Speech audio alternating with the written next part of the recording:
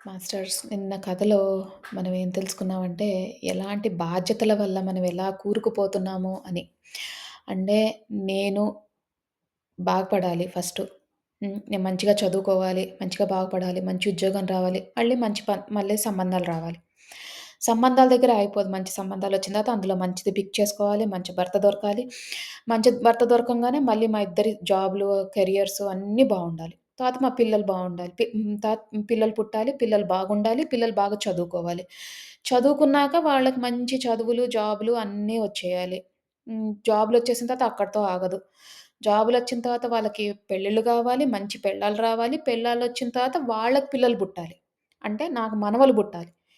మనవలు పుట్టిన తర్వాత అక్కడితో ఆగదు. మనవలు మంచిగా సక్సెస్‌ఫుల్ అవ్వాలి. మనవలు మంచి జీవితానికెళ్ళాలి. మంచి వాళ్ళకన్నీ మంచివి వచ్చేయాలి. సో, మనకన్నీ మంచి జరుగుతూనే ఉండాలి. అది మనం నేర్చుకున్నాం. అంతే గదా! మన చిన్నప్పటి నుంచి అంతే. లైఫ్ సెటిల్‌మెంట్ అంటే చనిపోయేదాకా మనకి, మన పిల్లలకి, మన మనవలకి ఒకవేళ 4 తరాలుంటే వాళ్ళ పిల్లలు గూడా మంచిగా అయిపోవాలి. ఇగ ఇంతే అవుతే ఇంక లైఫ్ మనకి ఏం నేర్పిస్తుంది? మనం అనుకున్న ప్రణాళిక ఒకటి, అది అయ్యేదొకటి. సో, అది అవ్వడానికి చాలా రీజన్స్ ఉన్నాయి. ఎందుకంటే మనం పుట్టిందే నేర్చుకోవడం కోసం. అన్నీ మంచి జరుగుతుంటూ ఎళ్ళిపోతే ఇంక ఎట్లా పుడుతుంది ఏదైనా? అండ్ మన కోరికలు గూడా ఆగవు గదా! అట్లానే కోరికలొస్తూనే ఉంటాయి. నేర్చుకోవడం అంటే మన క్షమ గాని, లేకపోతే అహం లేకపోవడం గాని, ఇవన్నీ నేర్చుకోవాలంటే ఒక సిట్యుయేషన్ రావాలి. అలా ఎందుకొస్తుంది లైఫ్‌లో అని మనం ఒక్కొక్కసారి కన్‌ఫ్యూజ్డ్ స్టేట్‌లో ఉంటాం చూసారు? దాని కోసం చెప్పే కథే ఈ కథ.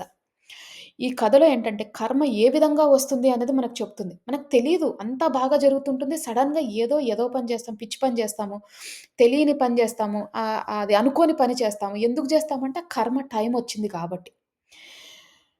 అయితే ఈ కథకి మెయిన్ ఏంటంటే ఈ 2 ఒక 4 క్యారెక్టర్స్ బట్ ఇంపార్టెంట్‌వి 3 క్యారెక్టర్స్. అందులో ఇంకా ఇంపార్టెంట్‌వి 2 క్యారెక్టర్స్. ఇద్దరు వ్యక్తులున్నారు ఫ్రెండ్స్. ఇంటి పక్కనే ఇల్లు. రామయ్య, భీమయ్య. రామయ్య పేరుకు తగ్గట్టే రాముడు. అసలు చాలా మంచి మనిషి, మంచి భావనలు కలగ మనిషి అన్నీ. ఇక మీరనుకున్నవన్నీ గూడా అందులో ఉంటాయి. రాముడి గుణాలనుకోండి. ఆయన భార్య ఆహ్, ఆవిడ గూడా చాలా నిదానస్తురాలు. నెమ్మదిగా ఉంటుంది. అండ్ భర్తకి చాలా గౌరవం ఇస్తుంది. అందరితో చక్కగా మాట్లాడుతుంది. సర్దుకుపోయి ఉంటుంది. Next character Bheemaiah. ఇంటి పక్కనతను రామయ్య, భీమయ్య ఇద్దరు ఇగ ప్రాణ స్నేహితులు. చిన్నప్పటి నుంచి కలిసి పెరిగి చదువుకున్నారు. కలిసి బిజినెస్‌లు జేసుకున్నారు. అన్నీ సేమ్ డిట్టో. కాకపోతే భీమయ్యకి ఆహ్, కొంచెం కొంచెం తేడా ఉంది. ఎందుకు అంటారా? వాళ్ళిద్దరు ఫ్రెండ్స్‌గా ఉన్నప్పుడు మంచిగానే ఉండేవారు. ఈ భీమయ్యకు వచ్చిన వైఫ్ ఎవరైతే ఉందో ఆవిడ కొంచెం గడుసుది. ఊరు మీదంతా గూడా హ్మ్. కంప్లెయింట్స్. అందరి మీద కంప్లెయింట్స్. కొంతమందుంటారు చూసారు. అన్ని 100 పనులు మంచిగా జరిగినా, ఒక్క పని తప్పు జరిగిందనుకోండి, ఆ తప్పు గురించే మాట్లాడతారు రోజంతా. 99 కరెక్ట్ అయినయి అని దాని గురించి ఎప్పుడూ మాట్లాడరు. ఆ 1 గురించే మాట్లాడతారు. మాట్లాడినప్పుడు ఆహ్, ఈ ఈ కథలో ఈ 4 క్యారెక్టర్స్ ఇంపార్టెంట్. అయితే అన్నిటికంటే ముఖ్యమైన క్యారెక్టర్స్ ఇంపార్టెంట్ అన్నా గదా! భీమయ్య వాళ్ళ వైఫ్. ఆ 2 క్యారెక్టర్స్ ఇంకా ఇంపార్టెంట్. ఎందుకంటారా? తెలుసుకుందాం మనం. అయితే రామయ్య, భీమయ్య చక్కగా ఒకరోజు ఆహ్, ఇద్దరు మంచిగా సెటిల్ అయ్యారు. ఒక స్టేజొచ్చాక పిల్లల పెళ్ళిళ్ళు చేశారు. అన్నీ అయిపోయినాయి. ఎవరి కాళ్ళు ఎళ్ళిపోయారు. మొత్తానికి ముసలోళ్ళిద్దరు మిగిలారు ఈ ఇంట్లో. ఆ ఇంట్లో గూడా ముసలోళ్ళిద్దరు మిగిలారు. రామయ్య అంటాడు, "నేను నా హ్మ్, హ్మ్, భార్య ఇద్దరం తీర్థయాత్రలకెళ్తాము. మీరు ఇక్కడ చూసుకోండి. మా ఇల్లు చూసుకోండి. ఎలాగో మీరు ఇంటి పక్కనే ఉంటారు కాబట్టి మీరు చేయాల్సిందేం లేదు. జస్ట్ ఒక కన్నేసి ఉంచండి అంతే. మా పిల్లలేమి ఇప్పుడు రారు. ఎవరి ఇళ్లల్లో వాళ్ళున్నారు. ఎవరు బిజీలో వాళ్ళున్నారు" అని అంటారు. పాత కాలపు కథ. తీర్థయాత్రలంటే అప్పట్లో 6 నెలలు 7 నెలలు నడుచుకొని ఎళ్ళడము, ప్రతి ఊర్లో ఆగడము, ఎవరో ఇంట్లో వసతి చేయడము, ఆ పూటకూళ్ళమ్ముంటే వాళ్ళ ఇంట్లో కొంచెం తినడము, లేదంటే ఎవరో ఇంట్లో వరండాలో పడుకోవడము, మళ్ళీ తీర్థయాత్రలకని ఎళ్ళడం. తీర్థయాత్రలు అనంగానే అందరూ హెల్ప్ చేస్తారు. ఎందుకంటే పుణ్యం వస్తదని అనుకునేవారు. అప్పట్లో అట్లానే ఉండేది. సో, మేమెళ్తాము. ఒక 6, 7 నెలలు పడతది. ఓకే. మా దగ్గర ఒక 100 వరహాలున్నాయి. ఎప్పటినుంచో దాచిపెట్టుకున్నయి. వరహాలంటే గోల్డ్ కాయిన్స్. 100 ఉన్నాయి గోల్డ్ కాయిన్స్. ఇప్పుడు మేము ఎప్పటినుంచో దాచిపెట్టుకున్నాం గదా! మా పిల్లలొచ్చారనుకోండి, మేం ఇచ్చేసేయండి. మేము రాకపోతే. ఒక 6, 7 నెలల తర్వాత మేము రాకపోతే ఇచ్చేసేయండి. మా పిల్లలు మేమొచ్చామనుకోండి, నేను తీసుకుంటా అవి. కాకపోతే అది నేను ఎవరికీ చెప్పకుండా నీకొక్కడికే చెప్తున్నాను భీమయ్య అంటాడు రామయ్య. అని చెప్పి ఏమంటాడు, సరే మనమిద్దరం కలిసి ఒక చెట్టు దగ్గరికెళ్దాం. ఊరవతల ఒక చెట్టుంది. ఒక మర్రి చెట్టుంది. ఆ రోజుల్లో బ్యాంకులవేమి లెవ్వు గదా! అంటాడు. భీమయ్య కొంచెం భయపడతాడు ఇంట్లో బెట్టుకోడానికి. డబ్బులు గదా! మళ్ళేమైనా పోయినా, దొంగతనాలేమైనా జరిగితే కష్టం గదా! అనేసి. ఆయనంటాడు, మనము చ చెట్టు కింద మర్రి చెట్టుంది. ఆ మర్రి చెట్టు కింద దాచిపెడదాం. అక్కడెవ్వరూ రారు. అది కొంచెం మర్రి చెట్టు గదా! దెయ్యాలు, భూతాలు ఉంటాయని భయం. ఇక్కడ దాచిపెడదాం. ఎవరు రారు. నీకొక్కడికి మాత్రమే తెలుసు భీమయ్య ఈ కథ. ఓకే. ఇక్కడ దాచిపెడుతున్నట్టు. మా మా పిల్లలు గనక వచ్చారనుకోండి, 6, 7 నెలల తర్వాత మేము రాలేదనుకోండి, ఓ ఏడాది తర్వాత మేము రాలేదనుకోండి, మా పిల్లలొస్తే వాళ్ళకిచ్చేయండి. లేకపోతే నేనొచ్చినప్పుడు నేను తీసుకుంటాను. నీకెందుకు చెప్తున్నానంటే పెద్ద దిక్కులాగా నువ్వున్నావు గాబట్టి, చిన్నప్పటి నుంచి నువ్వు నీ మీద నమ్మకం ఉంది గాబట్టి, ఇక డైలాగులుంటాయి గదా! అంతా నువ్వే నాకు ఫ్రెండు, నువ్వే నాకు అన్నీ అనుకుంటూ అన్నీ జెప్పి ఎళ్ళిపోతాడు. భీమయ్య కూడా ఇందాక చెప్పినట్టు చాలా మంచోడే. అతనికి ఏ స్ ఫ్రెండ్ అంటే చాలా ఇష్టము. ఆ డబ్బులు కొట్టేయాలని అసలు భావన అసలు ఎప్పుడూ లేదు. ఫ్రె తన డబ్బులు గూడా ఈయన డబ్బుల్లాగే చూసుకుంటాడు. జాగ్రత్తగానే ఉంటాడు. ఇంటికెళ్ళిపోయాడు. ఇంటికెళ్ళంగానే ఇప్పుడు క్యారెక్టర్ ఉంది గదా! ఒక క్యారెక్టరు వైఫ్ క్యారెక్టర్ అక్కడ పెళ్ళాం. ఆవిడేంటి, "ఏమైంది? ఏం చెప్పాడు నీకు?" అంటే, "ఏమీ లేదు" అంటాడు. అనంగానే ఈ వైఫ్‌కి అర్థమైంది. భార్యకి అర్థమైంది. ఏదో ఉంది నువ్వు దాచిపెడుతున్నావు. నాకు చెప్పాలి. నువ్వు చెప్పకపోతే ఎట్లా? నువ్వు జెప్పాలి. నేను పెళ్ళాన్ని, నీలో సగాన్ని, నేను బాధ్యత పంచుకోవాలి. ఇది, అది ఇంక నసబెట్టింది. అయినా భీమయ్య చెప్పలేదు. వాళ్ళ వైఫ్ సంగతి తెలిసే చెప్పలేదు. వాళ్ళ భార్య ఎట్లాంటిది గడుసుది, ఊరంతా గొడవలు పెట్టుకుంటది, అన్నీ జేసుకుంటది. కొంచెం అంత మంచిది గాదు. కొంచెం నోరు పెద్దదనమాట. గడుసుదని తెలిసే చెప్పలేదు. చెప్పనప్పుడు ఇంకా ఆమె పోరు పెట్టింది ఒక 10 రోజులు విసిగించేస్తదనమాట. "నీకు నేనంటే లెక్క లేదు, నీకిది లేదు, నాకది లేదు, ఏమీ లేదు అని అంటావు. ఏదో ఉంది నిన్ను పక్కకు తీసుకెళ్ళి ఏదో మాట్లాడాడు. మీరిద్దరు ఎక్కడికో వెళ్లారు. ఏదో అయింది. చెప్పు, చెప్పు, చెప్పు" అంటే ఒక 2 వారాల తర్వాత భీమయ్యకి పిచ్చెక్కి ఇంకా భరించలేక బ్రతికుండాలి గదా! అతను పెళ్ళాంతోటే ఉండాలి. ఈ గురించి పెళ్ళాన్ని వదిలేయలేడు. ఎవరో ఫ్రెండ్ డబ్బుల కోసం ఎట్లా వదిలేస్తాడు పెళ్ళాన్ని? వాళ్ళకైనా ఇప్పుడు ఎంత ఫ్రెండ్, ఎంత క్లోజ్ అయినా గూడా అంత త్యాగాలు జేయరు గదా ఎవ్వరు. ఏదైతే అయిందని చెప్తాడన్నమాట. ఇట్లా డబ్బులు పెట్టాడు. 100 వరహాలిచ్చాడు. 100 వరహాలిచ్చి నన్ను ఇట్లా చేశాడు.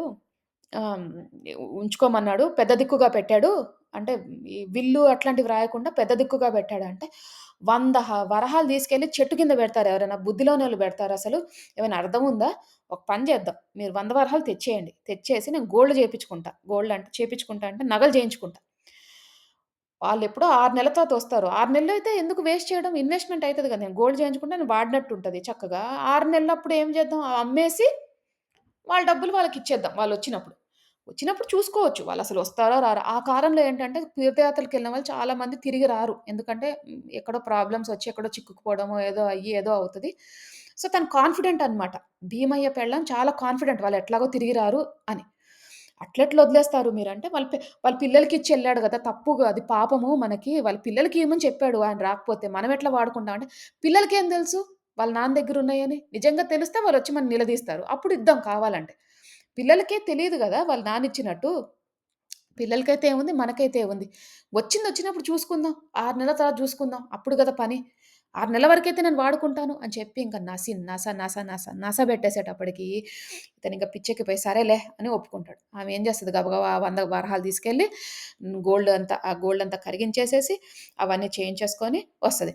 ఇప్పుడు ఈ రామయ్య ఊర్లో ఎవ్వరికీ చెప్పలేదు అవి అతని డబ్బులని. ఎవరు డౌట్ పడలేదు, అడగలేదు. ఈళ్ళెప్పుడో దాచుకున్నారేమో డబ్బులు, వీళ్ళ దగ్గర డబ్బులున్నాయేమో అని అందరికి ఆ కంసాలతనికి కూడా డౌటొచ్చింది. ఎక్కడి నుంచొచ్చినాయి ఇన్ని అని గానీ, ఎక్కడో దాచుకున్నారేమో ముసలోళ్ళు గదా! ఎప్పటినుంచో ఉంచుకున్నారేమో అని అనుకోని ఊరుకున్నారు చక్కగా.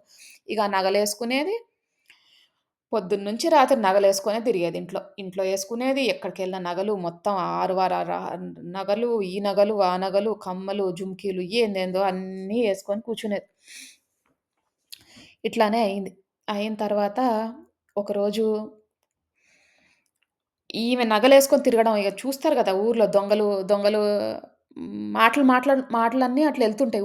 ఊర్లలో ఏంటి ఒకళ్ళింట్లో ఒకళ్ళేదైనా జరిగితే మాటలు తొందరగా స్ప్రెడ్ అవుతాయి. సో, అలానే ఈమె చేసిన నగలేసుకొని తిరగడం, ఎక్కడికెళ్ళినా నగలేసుకొని తిరుగుతూ పిచ్చి గదా! మరి నగలు పిచ్చి. నగలేసుకొని తిరగడం ఊరంతా తెలిసిపోయింది. తెలిసిపోంగానే ఇగ ఈ ఈ ఊర్లలోనే ఎళ్తాయి గదా! ఆ ఊర్లో ఒక ఆమె ఉంటది. ఆమె పొద్దున్న నుంచి రాత్రి దాకా నగలేసుకొనే ఉంటది. ఎప్పుడూ నగలేసుకొనే ఉంటది. నగలెప్పుడు తీయదనంగానే ఇగ ఏమైంది దొంగలు పడ్డారు. నగలన్నీ పోయినాయి.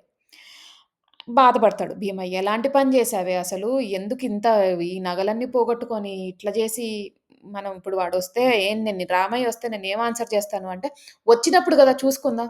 మన దగ్గర ఏమీ లేవు. మరి వాళ్ళ పిల్లలకివ్వాల్సొస్తే" అంటే, "పిల్లలకేముంది చూపిద్దాం. మనమేం కొట్టేసామా? అది పోయినాయి. నగలు బోయినాయి. డబ్బులు బోయినాయి. ఆ డబ్బులు అక్కడున్నా పోయేవి. ఇప్పుడు నా ఒంటి మీదున్నాయి పోయినాయి. ఆ చెట్టు కిందుంటే పోవని నమ్మకం ఏంటి?" ఇంకా అని చెప్పంగానే మళ్ళీ లొంగిపోయాడు. భార్యకి. సరేలే ఏదో ఒకటయింది. 6 నెలలయింది. రామయ్య రాలేదు. ఇతనికి కొంచెం టెన్షనొస్తా ఉంది భీమయ్యకి. హెల్త్ పాడవుతుంది. భయమేస్తుంది. ఎందుకంటే హి ఈజ్ రెస్పాన్సిబుల్ కదా! ఆయనకి ఆన్సర్ చెప్పాలిప్పుడు వాళ్ళ ఫ్రెండొస్తే. 7 నెలలయింది. వీళ్ళ భార్య ఏమో ప్రశాంతంగుంది. డబ్బులు బోయినియి, నగలు బోయినియి, ఏమీ లేదు. అసలు ఫీలింగే లేదు. ఆహ్, హ్మ్. ఏం ఫీలింగు లేదు. చక్కగా బ్రహ్మాండంగా పడుకుంటుంది, తింటుంది. ఈయనకు భీమయ్యకి మాత్రం హెల్త్ పాడైంది. డబ్బులు పోయినాయి, పరువు పోతదని భయము. అన్ని రకాలుగా అసలు చాలా భయపడుతున్నాడు. ఒకవేళ ఇద్దామంటే తన దగ్గర 50 వరహాల కంటే ఎక్కువ లేవు. 100 వరహాలివ్వాలి. 7 నెలలయింది. ఇగ 7 నెలలయింది. భీమయ్య అనుకుంటున్నాడు. అమ్మో! ఫ్రెండ్ రాడేమో ఇంకా, ఏదైనా అయిందేమో అని ఆలోచించే లోపల మర్నాడు కల్లా ఫ్రెండ్ పెళ్ళాం ఇద్దరూ వచ్చారు. ఇంటికొచ్చారు. తిరిగొచ్చారు. ఇంకా ఈయనకి పడింది గుండెల్లో రాయి. అసలిప్పుడు ఎక్కడి నుంచి తీసుకురావాలి డబ్బులు? అయితే ఈడేం జేశాడు, రామయ్య ఏం జేశాడు, రామయ్యకి తెలుసు గదా! ఎక్కడ పెట్టానో డబ్బులని. వెళ్తాడు. డైరెక్ట్ భీమయ్యకి చెప్పకుండా రామయ్య వెళ్తాడు చెట్టు దగ్గరికి. వెళ్లి చూసేటప్పటికి డబ్బులు లేవు. అర్థమైంది. ఇక్కడేదో నడిచింది. భీమయ్య తీసేసుంటాడు ఏదో అని. ఎ అని ఎళ్లి కొట్లాటకెళ్ళడు మళ్ళీ భీమయ్య దగ్గర. చూడండి వేరియేషన్స్ ఆఫ్ స్టోరీలో చూడండి. ఇప్పుడు గొడవకెళ్ళొచ్చు. కొట్లాటకెళ్ళొచ్చు. ఎళ్ళలేదు. ఇంటికెళ్తాడు చక్కగా. పెళ్ళానికి కూడా తెలీదు. రామయ్య పెళ్ళానికి తెలీదు ఈ డబ్బులున్న సంగతి, చెట్టు కింద. రామయ్య పెళ్ళానికి అసలు ఏమీ తెలీదు. ఆ క్యారెక్టర్ ఒక్క క్యారెక్టర్ అంతే. జస్ట్ ఏమీ తెలీదు. ఇప్పుడు భీమయ్య పెళ్ళానికి స్టార్ట్ అయింది టెన్షన్. మొగుడు తిడతాడిగ. "నీకు బుద్ధి లేదు. నీ మాటలు విన్నాను నేను. బుద్ధి తక్కువ దానా. ఇప్పుడు ఇప్పుడు డబ్బులు ఏడ నుంచి తీసుకొస్తా? నా దగ్గరున్న 50 వరహాలే. డబ్బులన్నీ పోగొట్టిన నువ్వు. ఇంకా 50 వరహాలు ఎక్కడి నుంచి తీసుకురావాలి? అది జీవితం అంతా ఇప్పుడు నేను పని చేసినా కూడా నాకవి తీరవు" అని ఇంక మొదలెడతాడు. మొదలెట్టంగానే ఈమెకు కూడా భయమేస్తది. అయ్యో! ఎట్లా చేశాను అనేసి అప్పుడు తెలుస్తది. అప్పటిదాకా రియలైజేషన్ రాలేదు. అప్పటిదాకా ఎవరి డబ్బయితే ఏముంది అన్నట్టు మాట్లాడింది గదా! అప్పటిదాకా రియలైజేషన్ రాలేదు. ఇకేం జేసింది,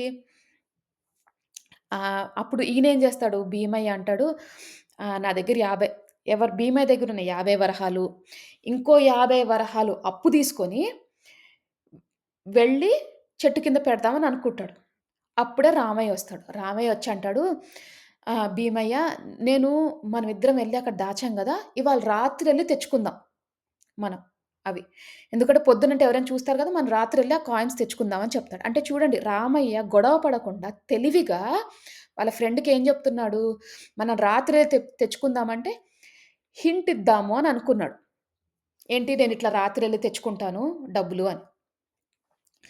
ఈ భీమయ్య ఏం జేశాడు, సరేలే రాత్రెళ్లి తెచ్చుకుంటాడు గదా! అని గబగబా ఊర్లోకెళ్ళి 50 వరహాలు అప్పు తెచ్చుకొని, ఆయన దగ్గరున్న 50 వరహాలిచ్చి, ఆ 100 వరహాలు కాస్త ఎళ్లి ఆ చెట్టు కింద పెట్టాడు. పెట్టేసొచ్చాడు. పెట్టొచ్చిన తర్వాత అనుకుంటాడు. ఎప్పుడొస్తాడో రామయ్య, తీసుకెళ్దాము, చెప్దాము అని ఏదో అనుకుంటాడు. అనుకోంగానే రామయ్య రాడసలు. అయితే అనుకుంటాడు ఎందుకు రావట్లేదా అని. ఎళ్లి అడుగుతాడు. ఏంటి ఎళ్దామన్నావు గదా! తీసుకొద్దాం అనుకున్నావు కదా! డబ్బులు పద వెళ్దాము అని. అక్కర్లేదు నేనే వెళ్లి తెచ్చేసుకున్నాను అంటాడు. అనంగానే అప్పుడు అర్థమవుతదనమాట. ఫ్రెండేంటంటే తనకి తెలుసు, గుర్తుంది. కాకపోతే తినెళ్లి తెచ్చుకున్నాడు గదా! అంటే ఏంటి తనకు గుర్తుంది. ముందే ఎళ్ళుంటాడు. అక్కడ తవ్వుంటాడు. దొరకక నాకిట్లా హింట్ చేసాడా అని చాలా సిగ్గుపడతాడు భీమయ్య. అయ్యో! నేనిలాంటి పని చేశానేంటి అని. అయితే ఇందాక చెప్పాం గదా! Important characters. ఇక్కడ అన్నిటికంటే ఇంపార్టెంట్ క్యారెక్టర్స్ భీమయ్య వైఫ్. ఆమె క్యారెక్టర్ ఎలాంటిదైనా కూడా భీమయ్య లొంగాడు జూడండి. అదే కర్మ సిద్ధాంతం. ఆ టైం వచ్చినప్పుడు, ఆ కర్మ తీర్చుకోవాల్సినప్పుడు ఏంటంటే, ఇప్పుడు రా భీమయ్యకి డబ్బులు బోవాలి. ఎట్లా బోతాయి? ఆయనేమి బిజినెస్ చేయట్లేదు. రిటైర్ అయ్యాడు. టైమొచ్చింది డబ్బులు బోడానికి. ఏదో ఒక రూపంలో వచ్చి ఆ డబ్బులు బోతాయి. ఆ టైంలో వాళ్ళ భార్యకి అదెక్కడం, డబ్బు పిచ్చెక్కడం, డబ్బులు తీసుకురమ్మనడం, డబ్బులేసుకొని ఇంట్లో నగలేసుకొని తిరగడం, దొంగలు పడడం అన్నీ ప్లాన్ ప్రకారం అయినాయి. ఇప్పుడేంటి మొత్తానికి స్టోరీ ఏంటి? కర్మలో భీమయ్యకి 100 వరహాలు పోవాలి. ఆ 100 వరహాలు ఇట్లా పోయినాయి. ఇంకొక స్ ఇంకొక ఇంకొక వే గూడుంది ఈ స్టోరీని. ఇంకొక రూట్‌లో గూడా చెప్పుకోవచ్చు మనం. ఏంటంటే హ్మ్. ఆ డబ్బులు పోయినాయి. రామయ్య వచ్చి గొడవ చేశాడు. గొడవ చేసి హ్మ్. ఊరంతా చెప్పాడు. అతని పరువు గూడా పోయింది. డబ్బులతో పాటు పరువు గూడా పోయింది. ఇంక అంతకు మించి ఏముంది అని ఇంకొక స్టోరీగా గూడా మనం చెప్పుకోవచ్చు. కాకపోతే ఈ స్టోరీలో ఏంటంటే రామయ్య చాలా తెలివిగా హింట్ ఇచ్చి, గొడవ పడకుండా, రిలేషన్‌షిప్ పోగొట్టుకోకుండా ఆయన డబ్బులు ఆయన తెచ్చుకున్నాడు బ్యాక్‌కి. సో, మనం నేర్చుకోవాల్సిన కర్మ సిద్ధాంతం ఏంటంటే, కర్మ ఏ విధంగా, ఏ రూపంలో వస్తదో తెలీదు. మనకు కావాల్సిన వాళ్ళే ఆ కర్మని మనకు పెట్టొచ్చు.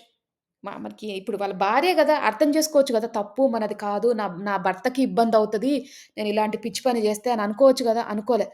ఆ పురుగు పడింది బ్రెయిన్‌లో. అది ఇంక చేస్తూనే అది చేయించుకుంటూ ఎళ్తది ఆ కర్మ. ఇప్పుడేమైంది మొత్తానికి భీమయ్యకి ఆయన దాచుకున్న 50 వరహాలు బోయినియి.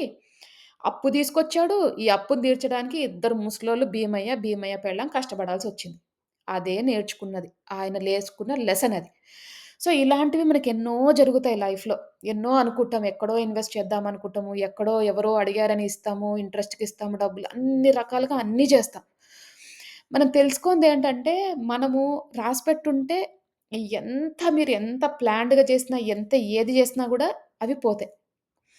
అండ్ ఇంకోటి మనము ఆ టైమొచ్చినప్పుడు ఎప్పుడైతే మనము ఈ అధర్మ మార్గంలో ఏదైనా చేశామనుకోండి, అంటే మంచిది కాదు, ఇది తప్పు అయినా మనం చేస్తున్నాం అనుకోండి, ఒక బిజినెస్‌లో రూపాయికి అమ్మాల్సింది రూ. 10కి అమ్ముతున్నాం అనుకోండి, కొనేవాళ్ళున్నారని అమ్ముతాం. కానీ అది తప్పు. ఎంత కొనేవాళ్ళున్నా రూపాయికి 10 ఎట్లా అమ్ముతాము? తప్పు కాదు. అది అసలు ఆశ చూడండి. ఆ ఆశకే గదా! అన్ని గొడవలు. ఈ అరిషడ్ వర్గాలకే సగం మనకి ప్రాబ్లమ్స్ వచ్చేవి. సో, ఎప్పుడైతే మనం అది రూపాయిని 10 చేసి అమ్ముదామని అనుకున్నామో, అప్పుడే మన మన యాటిట్యూడ్ మారిపోయినట్టు. అప్పుడే మన థింకింగ్ మారిపోయినట్టు. మన థాట్ ప్రాసెస్ మారిపోయినట్టు. సో, ఆ టైమొచ్చిందంటే ఆ శిక్షణ పొందాల్సిందే. భీమయ్యకి ఆ శిక్షణ పొందే టైమొచ్చింది. భీమయ్య పెళ్ళానికి ఆ శిక్షణ పొందే టైమొచ్చింది. ఆ భీమయ్య పెళ్ళాం క్యారెక్టర్ లేకపోయుంటే ఆ శిక్షణనేది రాదు. అందుకనే మనం చెప్పుకుంటాం కర్మ సిద్ధాంతం క్లాస్‌లో గూడా అదే చెప్పుకున్నాం. ఎప్పుడు గూడా మన మన ఇమ్మీడియేట్ సర్కిలే మనకి నేర్పిస్తుంది ఏం జేయాలో. భీమయ్యకి ఆ కర్ముంది గాబట్టి భీమయ్య పెళ్ళాం రూపంలో వచ్చిందది. లేకపోతే ఈ నెక్స్ట్ కేస్ ఏముండేది రామయ్య రూపంలో వచ్చేది. ఏదో ఒక రూపంలో ఆ రెండే క్యారెక్టర్స్ మెయిన్. అందుకనే ఫస్ట్‌లో చెప్పా 3 క్యారెక్టర్స్ ఇంపార్టెంట్. మెయిన్ క్యారెక్టర్ వచ్చేసి భీమయ్య వైఫ్, తర్వాత రామయ్య. వాళ్ళిద్దరిలోనే భీమయ్యకి నేర్పించే శక్తి ఉంది. ఇంకెవ్వరు నేర్పించలేరు. బయట వాళ్ళెవరో వచ్చి నేర్పించలేరు. వాళ్ళిద్దరే నేర్పిస్తారు. అట్లానే ఆ కర్మ సిద్ధాంతం కాన్సెప్ట్ కూడా ఇన్నర్ సర్కిల్ అనేదే ఆ కాన్సెప్ట్. సో, అది మాస్టర్స్ ఈరోజు మనం నేర్చుకున్న కథ. సో, జీవితంలో ఎలాంటివొచ్చినా కూడా మనం ఎప్పుడైతే ధర్మంగా ఆలోచిస్తామో, తప్పు అనేది తప్పుగా భావిస్తామో, అప్పుడు ఏ ప్రాబ్లమ్స్ రావు. కర్మలు గూడా తగ్గుతాయి. ఎప్పుడైతే మనము తప్పు అని తెలిసి గూడా తప్పు జేస్తామో, అప్పుడు కర్మని ఎవ్వరూ ఆపుకోలేరు. అది ఇంకా ఇంకెళ్తూనే ఉంటది. దానికి డబుల్, త్రిబుల్ అవుతది.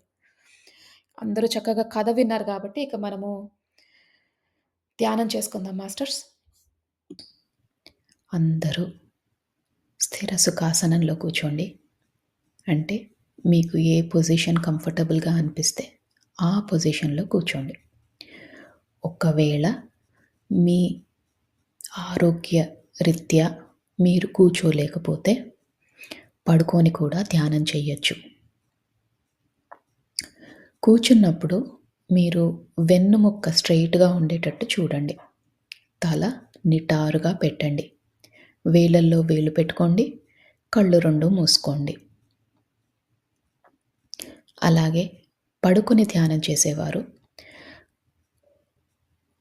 కాలు మీద కాళ్ళు పెట్టుకొని, వేలల్లో వేలు పెట్టుకొని, కళ్ళు 2 మూసుకోండి.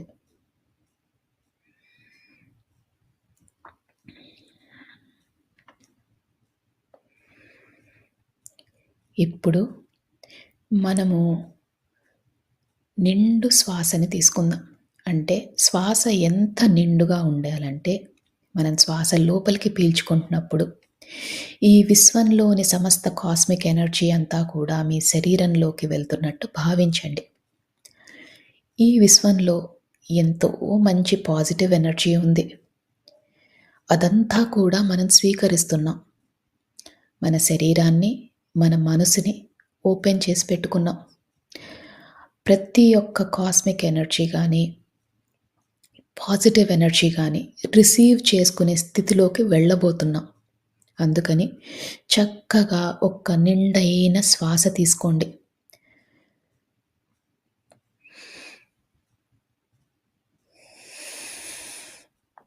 ఆ శ్వాసని వదిలేసేటప్పుడు మనలోని సరికాని ఆలోచనలు, చికాకులు, టెన్షన్లు ఏవైనా ఉంటే అవన్నీ తొలగించుకునే ప్రయత్నం చేయండి. ఈ నిండైన శ్వాస తీసుకున్నప్పుడు మీ ఊపిరితిత్తులు నిండుగా అనిపిస్తాయి. అలాగే ఆ శ్వాసని వదిలేసేటప్పుడు చాలా తేలికైపోతాయి. దీన్ని గమనించండి. ఇలానే ఒక 5 సార్లు నిండైన శ్వాస తీసుకొని వదిలేసే ప్రయత్నం చేయండి.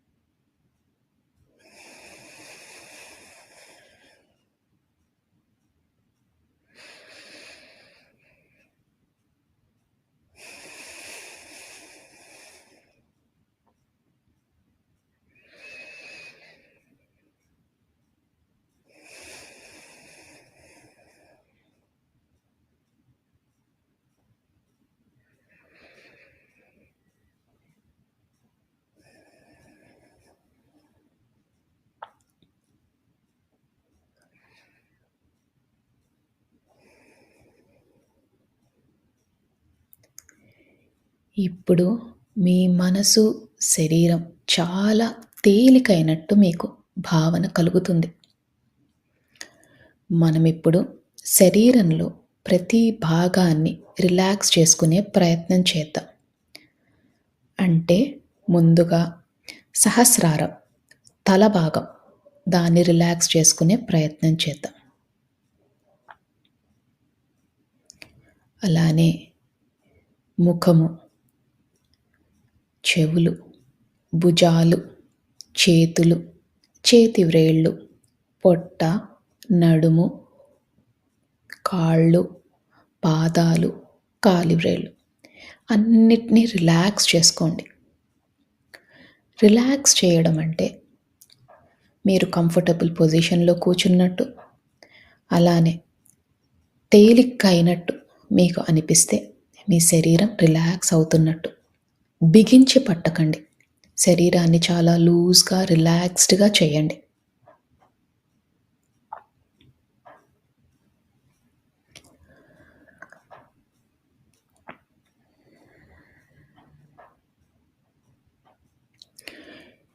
ఇప్పుడు మీ శరీరం అంతా రిలాక్స్ అయింది.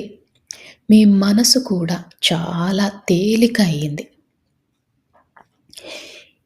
ఇక అతి ముఖ్యమైన విషయం, మీరు ఎలాంటి సమస్యతో బాధపడుతున్నా, ఎలాంటి స్థితిలో ఉన్నా, ఇదంతా తాత్కాలికమని మాత్రమే గుర్తించండి. ఎందుకంటే ఏ సమస్యకైనా ఒక సమాధానం ఉంటుంది.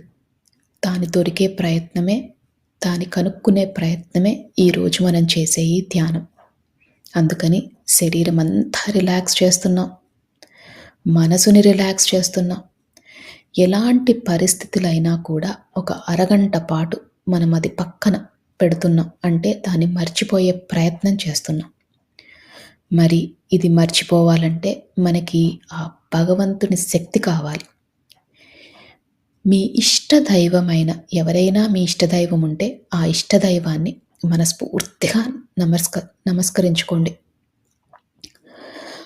అలానే ఒకవేళ మీ ఇష్టదైవం లేకపోయినా భగవంతుడి పైన నమ్మకం లేకపోయినా, ఈ విశ్వంలోని ఉన్న కాస్మిక్ ఎనర్జీ, ఆ పాజిటివ్ ఎనర్జీ ఏదైతే మనల్ని నడిపిస్తుందో దాన్ని నమస్కరించుకొని, కృతజ్ఞతలు తెలియజేసుకొని, మనతో పాటు ధ్యానం చేయడానికి ఆహ్వానించండి. మీ ఇష్ట దైవాన్నైనా, ఈ పాజిటివ్ ఎనర్జీనైనా మనతో పాటు ధ్యానం చేసే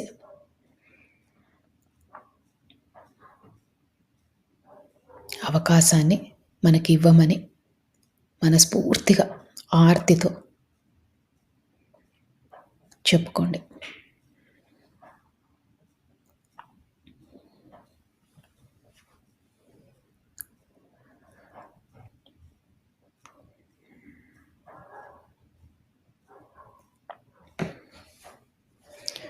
మీ శరీరం అంతా తేలికైపోయింది. మీ మనసు కూడా చాలా తేలిగ్గా ఉంది. ఇక మనం ధ్యాన లోతుల్లోకి వెళ్దాం.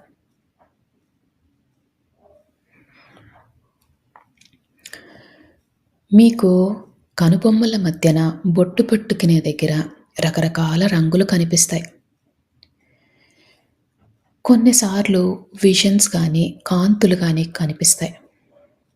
దాన్ని థర్డ్ ఐ లొకేషన్ అంటారు.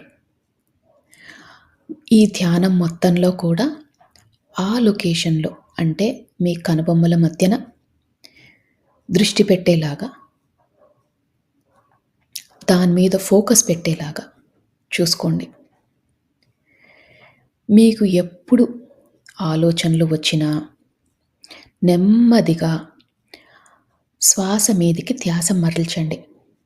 ఆలోచనలు వస్తూ ఉంటాయి, అది చాలా సహజం. ఆలోచనలు వచ్చినప్పుడల్లా నెమ్మదిగా శ్వాస లోపలికి ఎలా వెళ్తుంది, ఎలా బయటికి వస్తుంది అని గమనించండి.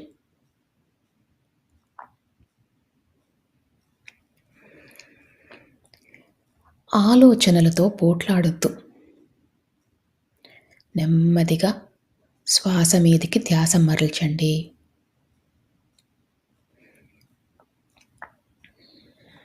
ఈ ప్రక్రియలో, ఈ ధ్యాన ప్రక్రియలో చాలాసార్లు ఆలోచనలు వచ్చే అవకాశం ఉంది. మనం ధ్యానం లోతులోకి వెళ్ళినప్పుడు ఏ ఆలోచనలు రావు. అందుకనే ఆలోచనలు వచ్చినప్పుడల్లా శ్వాస మీదికి ధ్యాస మరల్చండి.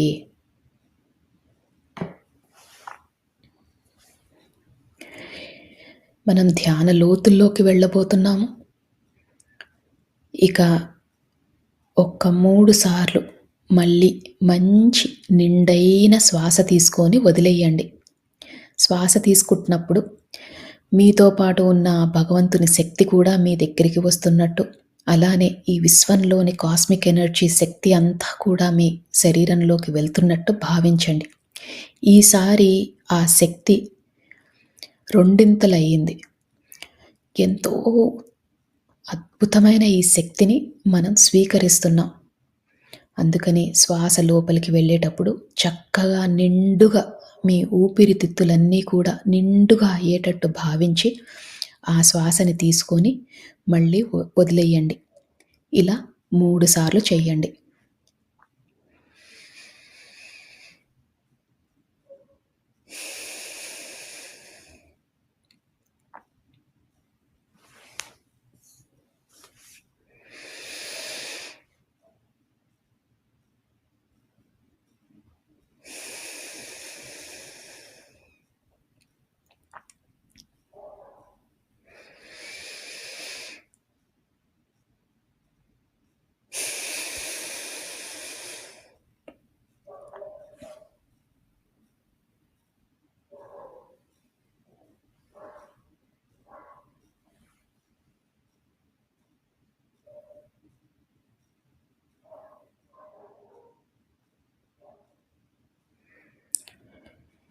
ఇప్పుడు మీ శరీరము, మీ మనసు చాలా తేలికైపోయాయి. ఇంకా మీరు ధ్యాన లోతుల్లోకి వెళ్ళారు. అంటే మీ పక్క జరిగేవి ఏమీ వినిపించవు. నా మాటలు మాత్రమే వినిపిస్తున్నాయి.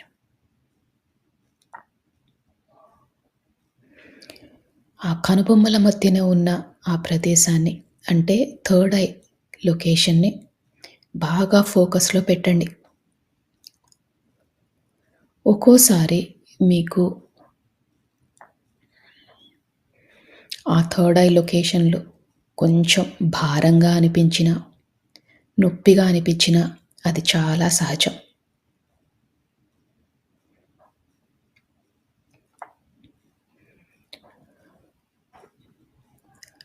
మన ఇష్టదైవంతో పాటు, ఈ విశ్వంతో పాటు మనము ఇంకా ధ్యాన లోతుల్లోకి వెళ్తున్నాం.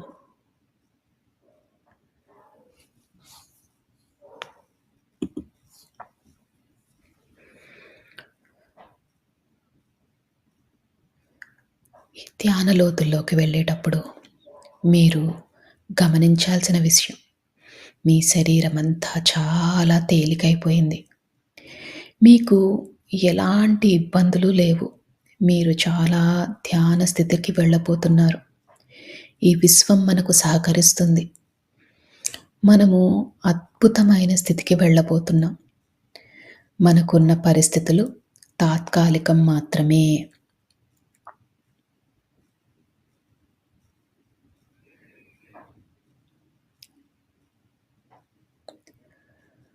మనము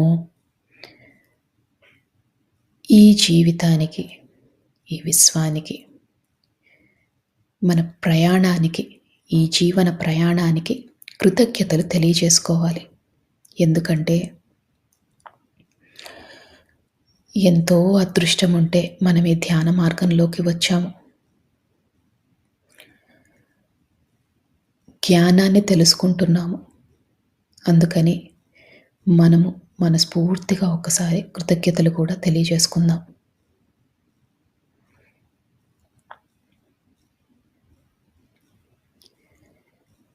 ఈ కృతజ్ఞతలు తెలియజేసినప్పుడు మీ శరీరం ఇంకా తేలికవుతుంది. ఎందుకంటే మీలోని సరికాని ఆలోచనలన్నీ తొలగిపోయాయి.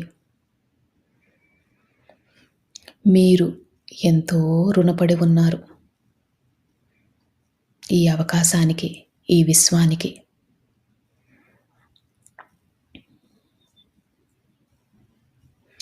మనసుని బాగా తేలిక చేసుకోండి. అదే స్థితిలో ఉండండి.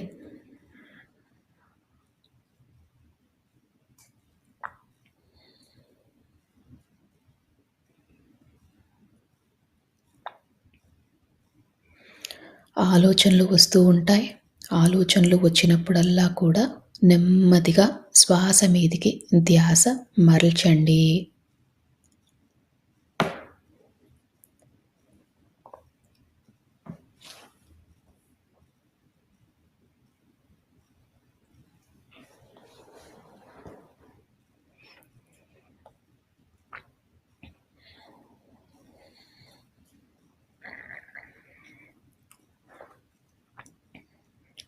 మనము మానవ జన్మ ఎత్తిందే కర్మలు తీర్చుకోవడాని కోసం. అంటే ఎన్నో జన్మలుగా కర్మలు చేస్తున్నాం. దాన్ని తొలగించుకునే ప్రయత్నం చేస్తున్నాం. ఈ కర్మలు తొలగిపోవాలంటే మనలో పరివర్తన చాలా ముఖ్యం.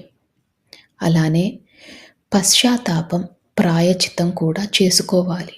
అంటే మనం చేసిన తప్పులని గతంలో గానీ, గత జన్మలలో గానీ చేసిన తప్పులని క్షమించమని మనస్ఫూర్తిగా కోరండి.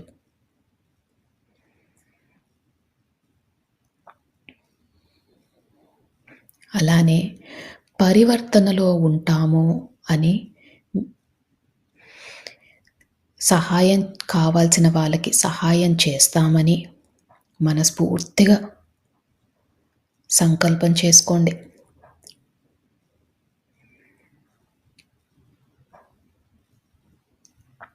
మా వద్దకు సహాయం కోరి వచ్చిన వారికి తప్పకుండా మాకు ఉన్నంతలో తోచినంత తప్పకుండా సహాయం చేస్తాము. మేము నేర్చుకుంటున్న ఈ ధ్యానాన్ని, జ్ఞానాన్ని పంచుతాము.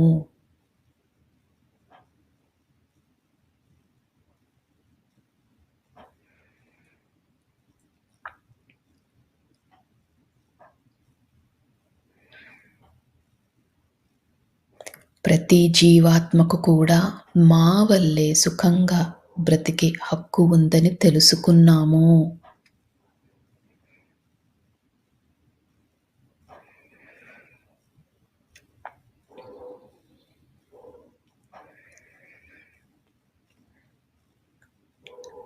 ఈ విశ్వానికి, ఈ భూమాతకు కావాల్సిన సహాయం చేస్తాము.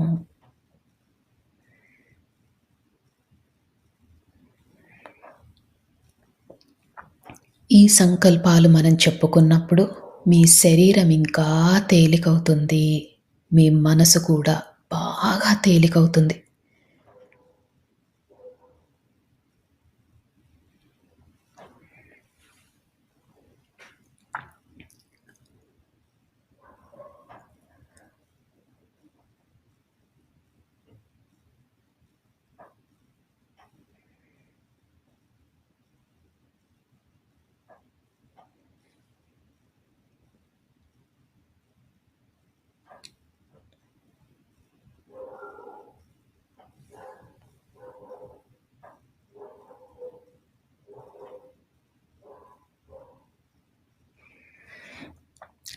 ఈ సంకల్పం చెప్పుకున్నప్పుడు మీ శరీరం చాలా తేలికైంది. ఇంకా లోతులోకి వెళ్ళే ప్రయత్నం చేయండి. మీ పక్కన ఏది జరుగుతున్నా మీకు పట్టించుకోవద్దు. నా మాటలు మాత్రమే మీకు వినిపిస్తున్నాయి. ఈ ధ్యాన లోతుల్లోకి మీరు వెళ్ళిపోయారు. ధ్యానంలో ఆ మహాదేవుడిని, ఆ పరమశివుడిని, ఆ జగన్మాతను, మీ ఇష్టదైవాన్ని, అలానే మీకు ఈ విశ్వం నుంచి కావాల్సిన సహకారం దొరకాలని మనస్ఫూర్తిగా కోరండి. ఇప్పుడు విశ్వంలోని సమస్త కాస్మిక్ ఎనర్జీ అంతా కూడా కాంతుల రూపంలో మన శరీరంలోకి వెళ్తున్నట్టు భావించండి. అద్భుతమైన కాంతులు, ఎటు చూసినా కాంతులే. ఈ కాంతులే మనకు సర్వం, ఈ కాంతులే మనకు దైవం, ఈ కాంతులే మనకు ఆరోగ్యం.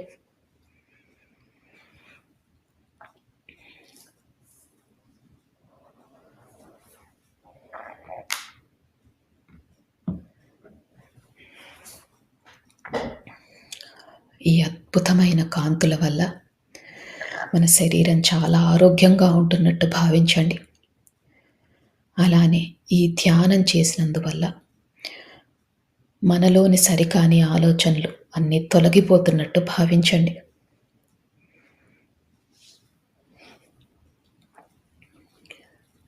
ఈ రోజు నుంచి మన కుటుంబ కలహాలన్నీ తొలగిపోతాయి. మన ఆర్థిక స్థితి మెరుగుపడుతుంది. మనం పడుతున్న మానసిక వ్యధ తొలగిపోతుంది. మన ఆరోగ్యం మెరుగుపడుతుంది. అద్భుతమైన కాంతులు, ఎటు చూసినా కాంతులే.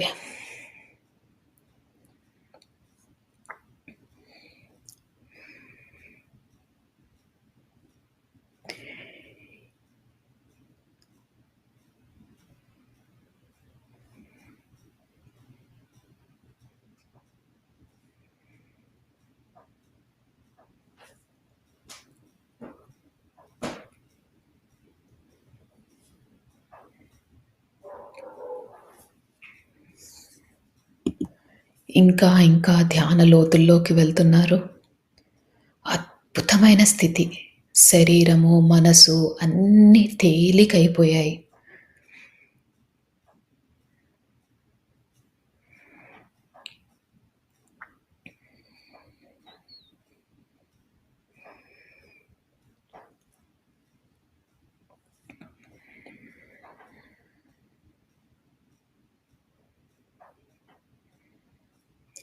ఒకవేళ ఆలోచనలు వస్తుంటే ఆలోచనలని వాటితో పోట్లాడకుండా నెమ్మదిగా శ్వాస మీదికి ధ్యాస మరల్చండి.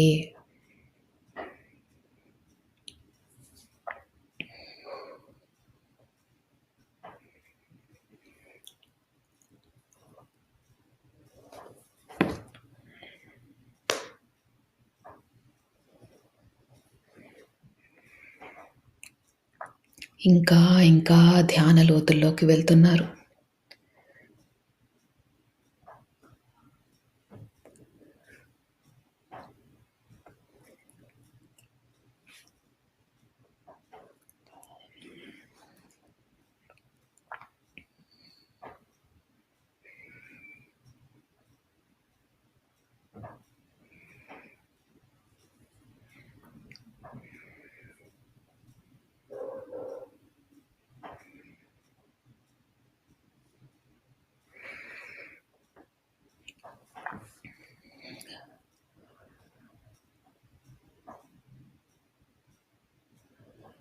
కనుబొమ్మల మధ్యన బొట్టు పెట్టుకునే దగ్గర మీకు రంగులు కనిపించినా, కాంతులు కనిపించినా, విజన్స్ కనిపించినా ఇంకా లోతుకు వెళ్ళండి.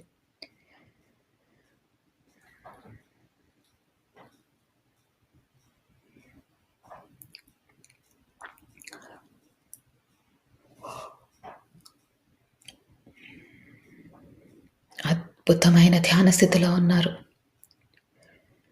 సంకల్పాలు చెప్పుకున్నాం. పశ్చాత్తాపంలో ఉంటామని, ప్రాయశ్చిత్తం చేసుకుంటామని, పరివర్తనలో ఉంటామని మనము విశ్వానికి మాట ఇచ్చాం.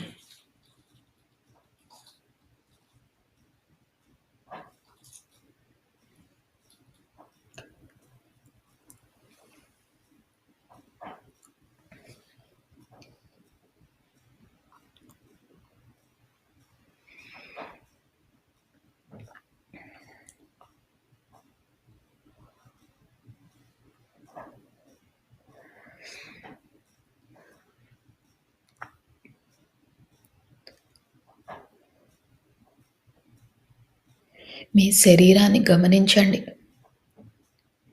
చాలా తేలిగ్గా ఉంది. ఇదే స్థితిని కొనసాగిస్తూ ఇంకా ధ్యాన లోతుల్లోకి వెళ్ళండి.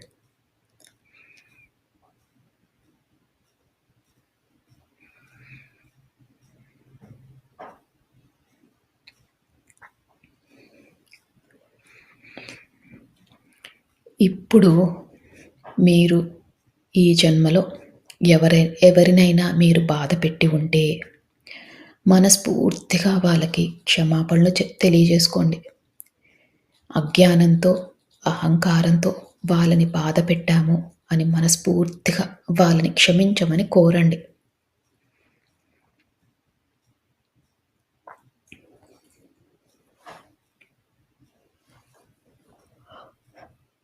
అలానే ఎవరైనా మిమ్మల్ని బాధపెట్టి ఉంటే ఈ ఈ గతంలో వారిని మనస్ఫూర్తిగా మీరు క్షమించండి. వారు తెలియక, అజ్ఞానంతో, అహంకారంతో తప్పులు చేసి ఉంటారు. అందుకని మీకు వారిపైన ఎలాంటి కోపమున్నా, ద్వేషమున్నా అవన్నీ తొలగించుకోండి.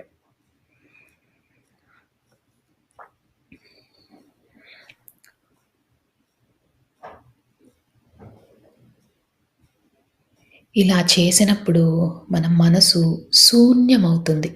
మనసు శూన్యమైనప్పుడే ఈ విశ్వంతో అనుసంధానం అవ్వగలం. మీ ఇష్టదైవంతో అనుసంధానం అవ్వగలం. అందుకని ఎవరిపైనైనా కోపం గానీ, ద్వేషం గానీ ఉంటే అవన్నీ తొలగించుకోండి. శూన్య స్థితికి చేరుకోండి.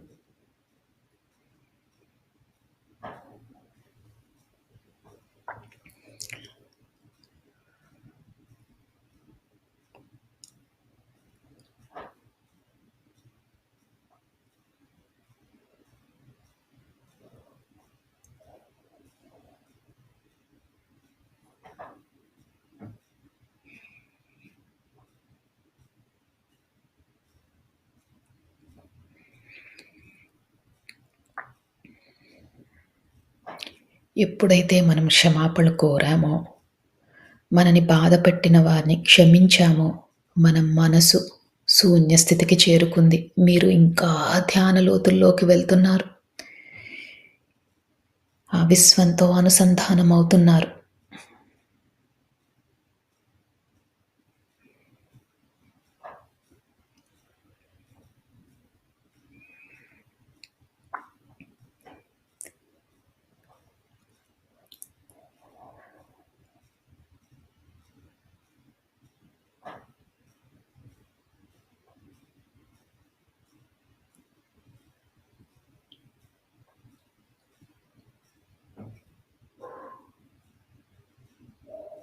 ఇదే స్థితిని కొనసాగిస్తూ మీరు ఇంకా ధ్యాన లోతుల్లోకి వెళ్ళండి.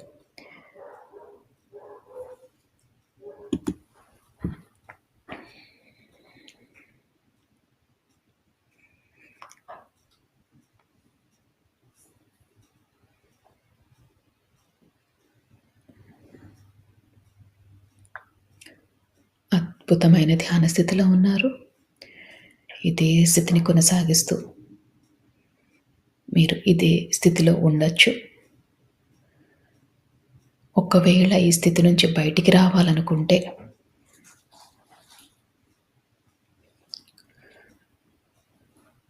మీ శరీరాన్ని కొద్దిగా కదపండి. నెమ్మదిగా మీ ధ్యాన స్థితిలో నుంచి బయటికి రండి. చేతులు 2 విడదీయండి. కళ్ళ మీద పెట్టుకోండి. మీతో పాటు ధ్యానం చేసిన వారందరికీ కూడా మనస్ఫూర్తిగా కృతజ్ఞతలు తెలియజేసుకోండి. ఈ విశ్వానికి కృతజ్ఞతలు తెలియజేసుకోండి. మీ ఇష్టదైవానికి కృతజ్ఞతలు తెలియజేసుకోండి. మీ మాస్టర్స్కి కృతజ్ఞతలు తెలియజేసుకోండి. ఇంత మంచి జీవితాన్ని ధ్యానం చేసుకునే అవకాశాన్ని ఇచ్చినందుకు మనస్ఫూర్తిగా ధన్యవాదాలు తెలియజేసుకుంటూ, అలానే తెలియక చేసిన తప్పులు ఏవైనా ఉంటే క్షమించమని కోరుతూ, మీరు ధ్యాన లోతుల్లో నుంచి బయటికి రావచ్చు.